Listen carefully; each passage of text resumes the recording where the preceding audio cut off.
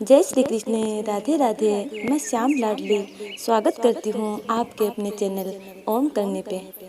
आज हम जानेंगे कि द्रौपदी ने भीष्म पितामह से क्या प्रश्न किया था जब वे सरसैया पर थे।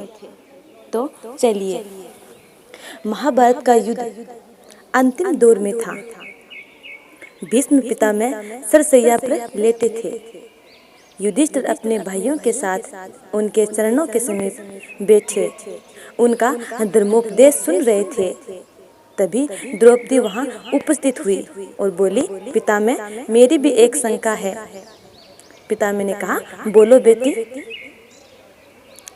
तो द्रौपदी ने कहा, पितामह, मैं पहले ही क्षमा याचना कर लेती हूँ, प्रश्न जरा टेढ़ा है। तो भीष्म पितामह ने कहा, बेटी, जो पूछना है निर्भय होकर पूछो। द्रौपदी ने कहा, पितामह, जब भरी सभा में दुशासन मेरा चीर हरण कर रहा था, उस समय आप भी वहां उपस्थित थे, किंतु आपने मेरी सहायता नहीं की। बताइए, उस समय आपका विवेक और ज्ञान कहाँ चला गया था? एक अबला के चीर हरण का दृश्य आप अपनी आंखों से किस प्रकार देख सके थे? यह सुनकर पांडव भी चौंक उठे। भीष्म जी गंभीर हो गए।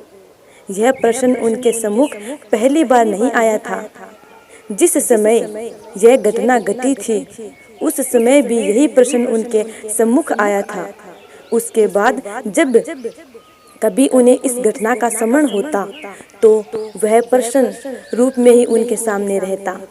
आज द्रौपदी ने स्पष्ट पूछ लिया था। भीष्म बोले, बेटी, तुम ठीक कहती हो। असल में यह बात है कि मैं उस समय दुर्योधन का पाप से पूर्ण अन्न खा रहा था। वही पाप मेरे मन और मस्तिष्क में समाया हुआ था। मैं देख रहा था कि यह अत्याचार हो रहा है, अधर्म हो रहा है, लेकिन उसको रोक नहीं सका।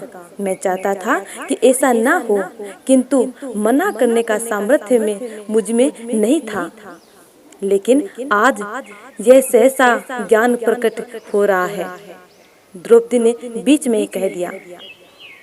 तब भीष्म जी ने कहा, बेटी, आज अर्जुन के बाणों ने मेरा वह सारा रक्त बाहर निकाल दिया है, जिसमें दुर्योधन के पाप के अन्न का प्रभाव था।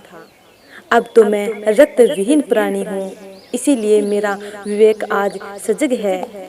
मेरे शरीर से पाप के अन्न से बना रक्त निकल गया है। इसके बाद द्रौपदी के पास कुछ कहने को ही नहीं रहा।